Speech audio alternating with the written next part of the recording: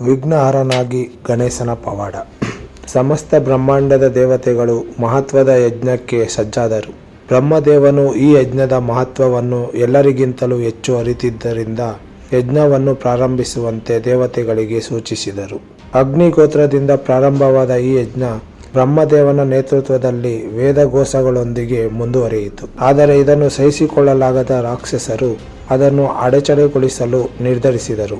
ರಾಕ್ಷಸರ ನಾಯಕ ವಜ್ರಮಾಲಿಯು ತನ್ನ ಸೇನೆಯನ್ನು ಉದ್ದೇಶಿಸಿ ಅಸುರರ ಮಂದಿರದಲ್ಲಿ ಕೂತು ಭಯಾನಕ ಸಂಕಲ್ಪವೊಂದನ್ನು ಮಾಡುತ್ತಿದ್ದ.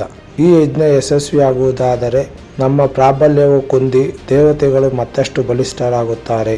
ನಾವು ಅದನ್ನು ನಾಶಪಡಿಸಲೇಬೇಕು ಎಂದು ಘೋಷಿಸಿದನು. SK ಕ್ರಿಯೇಟಿವ್ ಚಾನಲ್ಗೆ ಸ್ವಾಗತ. ಎಲ್ಲರೂ ಸಬ್ಸ್ಕ್ರೈಬ್ ಮಾಡಿ. ಇದನ್ನು ಆಲಿಸಿದ ದುಷ್ಟರು ಯಜ್ಞವನ್ನು ಹಾಳು ಮಾಡಲು ನಾನಾ ಮಾರ್ಗಗಳನ್ನು ಅನುಸರಿಸಿದರು. ಒಂದೊಮ್ಮೆ ಮಾರುತದ ವೇಗದಲ್ಲಿ ಗಾಳಿಯನ್ನು ಉಬ್ಬಿಸಿ ಯಜ್ಞಕುಂಡವನ್ನು ಒಡೆಯಲು ಯತ್ನಿಸಿದರು. ಮತ್ತೊಮ್ಮೆ ತಪಸ್ವಿಗಳ ಧ್ಯಾನವನ್ನು ಭಂಗಪಡಿಸಲು ಭೀಕರ ರೂಪವನ್ನು ಧರಿಸಿ ಭಯಾನಕ ಕೇಕೆಗಳನ್ನು ಹಾಕಿದರು. ಇನ್ನು ಕೆಲವರು ಯಜ್ಞಕ್ಕಾಗಿ ಸಂಗ್ರಹಿಸಲಾದ ಪೂಜಾ ಸಾಮಗ್ರಿಗಳನ್ನು ಕದ್ದುಕೊಂಡು ಇದರಿಂದ ಯಜ್ಞ ಭಂಗವಾಗತೊಡಗಿತು. ದೇವತೆಗಳು ಬ್ರಹ್ಮದೇವನ ಬಳಿ ಬಂದು ತಮ್ಮ ಕಷ್ಟವನ್ನು ವಿವರಿಸಿದರು. ಪ್ರಭು, ಯಜ್ಞವು ನಿರಂತರವಾಗಿ ಅಸುರರ ವಿಘ್ನಗಳಿಗೆ ಸಿಲುಕುತ್ತಿದೆ. ಇದನ್ನು ತಪ್ಪಿಸಲು ಏನಾದರೂ ಪರಿಹಾರವಿದೆಯೇ ಎಂದು ಕೇಳಿದರು.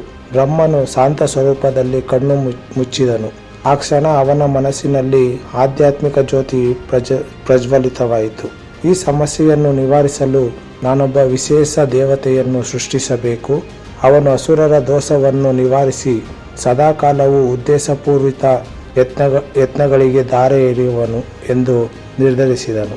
ಆಶೀರ್ವಾದದಂತೆ ಆಕಾಶದಲ್ಲಿ ದಿವ್ಯ ಪ್ರಕಾಶ ಪ್ರತ್ಯಕ್ಷವಾಯಿತು. ಆ ಪ್ರಕಾಶದೊಳಗಿನಿಂದ ಒಂದು ದೇವರೂಪ ವ್ಯಕ್ತವಾಯಿತು. ಗಜಮುಖ, ಲಂಬೋದರ, ವಿಶಾಲ ಕಂಠಿಹಾರವನ್ನು ಧರಿಸಿದ್ದ, ಮೋದಕ ಪ್ರಿಯ, ಪರಶು ಅಂಕುಶಗಳನ್ನು ಹಿಡಿದ, ಮೃದು ನಗೆ ಮೂಡಿದ, ಸುವರ್ಣಾವತಾರದ ಆ ದಿವ್ಯ ದರ್ಶನವನ್ನು ಕಂಡು ದೇವತೆಗಳು ಭಕ್ತಿಯಿಂದ ಹಾರೈಸಿದರು. ಬ್ರಹ್ಮನು ಗಣಪತಿಗೆ ವಿಘ್ನಹರ ಎಂಬ ಹೆಸರನ್ನು ನೀಡಿದನು. ನೀನು ಸದಾ ಭಕ್ತರ ಸಾಧನೆಗಳಿಗೆ ವಿಘ್ನಗಳನ್ನು ದೂರ ಮಾಡುವೆ. ಯಾವ ಉತ್ತಮ ಪ್ರಯತ್ನಗಳಿಗೆ ತೊಂದರೆ ಬಾರದಂತೆ ನಿಂತುಕೊಳ್ಳಬೇಕು ಎಂದು ಆಶೀರ್ವದಿಸಿದನು. ಗಣಪತಿಯು ಯಜ್ಞದ ಕಡೆಗೆ ತೆರಳಿದನು. ಅಲ್ಲಿ ಅಸುರರು ತಮ್ಮ ಮಾಯೆಯ ಶಕ್ತಿಯಿಂದ ಮತ್ತೆ ಗೊಂದಲ ಸೃಷ್ಟಿಸಿದ್ದರು. ಗಣಪತಿಯು ತನ್ನ ಅಂಕುಶದ ಪ್ರಭಾವದಿಂದ ಅಸುರರ ಬುದ್ಧಿಯನ್ನು ಮೋಹಗೊಳಿಸಿದನು. ಅವರ ಮನಸ್ಸುಗಳನ್ನು ದುರ್ಮಾರ್ಗದಿಂದ ಹಠಾತ್ತನೆ ದೂರವಾದವು. ಅಸುರರು ದಿಗ್ಭ್ರಮೆಗೊಂಡರು, ಏಕೆಂದರೆ ಅವರು ತಮ್ಮ ಕೃತ್ಯಗಳನ್ನು ಮರೆಯಲು ಪ್ರಾರಂಭಿಸಿದ್ದರು. ವಜ್ರಮಾಲಿಯು ಇದನ್ನು ನೋಡುವಾಗ ರೌದ್ರಗೊಂಡು ತನ್ನ ದಂಡವನ್ನು ಗಣೇಶನ ಮೇಲೆ ಎಸೆಯಲು ಯತ್ನಿಸಿದರು. ಆದರೆ ಗಣಪತಿಯು ತನ್ನ ಕಣ್ಣುಗಳನ್ನು ಮುಚ್ಚಿ ಚಿರುನಗುವಿನೊಂದಿಗೆ ಓಂ ಎಂಬ ಜಪ ಮಾಡುತ್ತಿದ್ದಂತೆ ವಜ್ರಮಾಲಿಯ ದಂಡವು ಶಕ್ತಿಹೀನವಾಗಿ ಭೂಮಿಗೆ ಬಿದ್ದು ಹೋಯಿತು. ಅಸುರ ಸೇನೆಯು ತಕ್ಷಣ ತಮ್ಮ ಸೋಲನ್ನು ಅರ್ಥ ಮಾಡಿಕೊಂಡು ಪುನಃ ಯಜ್ಞವನ್ನು ಭಂಗಪಡಿಸದೆ ಅಲ್ಲಿಂದ ಓಡಿ ಹೋಯಿತು. ಗಣೇಶನ ಉಪಸ್ಥಿತಿಯಿಂದ ಯಜ್ಞವು ಯಾವುದೇ ವಿಘ್ನವಿಲ್ಲದೆ ಮುಕ್ತಾಯವಾಯಿತು. ಬ್ರಹ್ಮನು ಸಂತೋಷದಿಂದ ಈ ಯಜ್ಞಕ್ಕೆ ವಿಘ್ನಹರಣ ಮಾಡಲು ಬಂದ ಈ ದೇವತೆ ಭವಿಷ್ಯದಲ್ಲಿ ಎಲ್ಲ ಕಡೆಗಳಲ್ಲೂ ಪೂಜೆಗೆ ಮೊದಲು ಆಮಂತ್ರಿತನಾಗುವನು.